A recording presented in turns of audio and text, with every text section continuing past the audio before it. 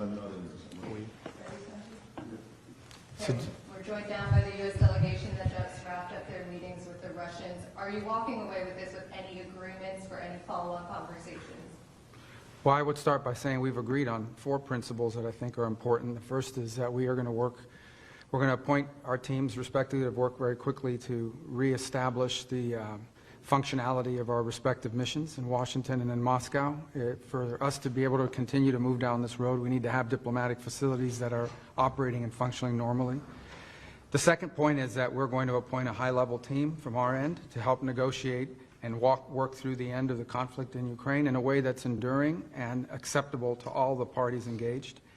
The third point is to begin to work at a high level as well to begin to discuss and think about and examine both the geopolitical and economic cooperation that could result from an end to the conflict in Ukraine. Obviously, we'd have to see that conflict come to a successful and enduring end in order for that to be possible. And the last thing we agreed to is that while our teams are going to be working on all of this, the 4 of us who were here today, the 5 of us that were here today, are going to remain engaged in this process to make sure that it's moving along in a productive way.